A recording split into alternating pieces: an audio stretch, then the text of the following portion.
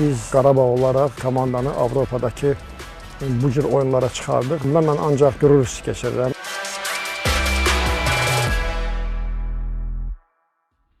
Bizim çoxlu çempion idmançılarımız var. İstər güləş olsun, istər judo olsun. Ümumiyyətcə idman tərəfini düşünsək, bizim olimpiya çempionlarımız var, dünya çempionlarımız var. Ümumiyyətcə Azərbaycan bir idman ölkəsidir. Futbol elə bir səviyyəyə gəlib çıxıb ki, yəni heç də asan deyil bunu əldə etmək. Çempionlar Liqasında zəif komanda yoxdur və belə komandalara qarşı qalib gəlmək və öndə olmaq əlbəttə ki, məni sevindirməyə bilməz. Bütün dünya demək olar ki, maraqlanmağa başladı.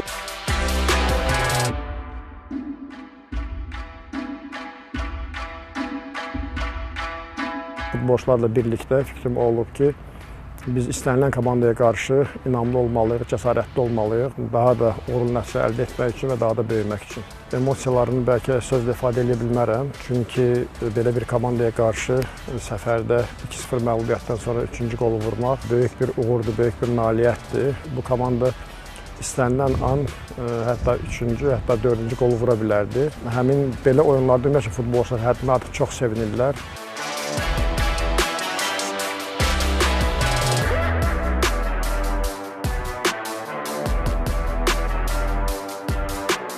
Oyundan əvvəl hamı düşünürdü ki, çox bəlkə də nadir insanlar olardı ki, bizim qələbəmiz haqqında düşünərdi və hətta bərabərliyimiz haqqında düşünərdi. Çünki Avropanın oyundan sonraki yazılarda da hiss olundu ki, istənilən Avropa ölkəsində bizim qalibiyyətimizə toxundular. Bu komandanın gücündən danışdılar, bu komandaya əlavə inam yarandı.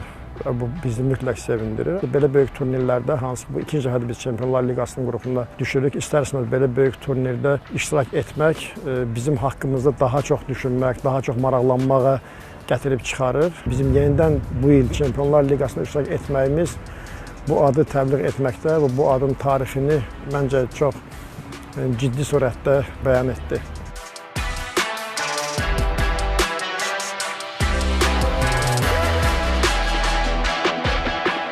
Bizim ümumiyyətcə qarşımıza qoyduğumuz məqsəd həmişə olub ki, maksimum çalışıb daha da irəli getmək. Amma get-gedə həm Qarabağa, həm də Azərbaycan futboluna ümumiyyətcə diqqət çoxalır və belə olduğu halda da istər-istəməz həm rəhbərlik səviyyəsində, həm də elə bizim öz səviyyəmizdə ümidim var ki, biz bu klubu daha da inkişaf elətdirə bilərik ki, daha da yaxşı uğurlu nəticə əldə etmək üçün.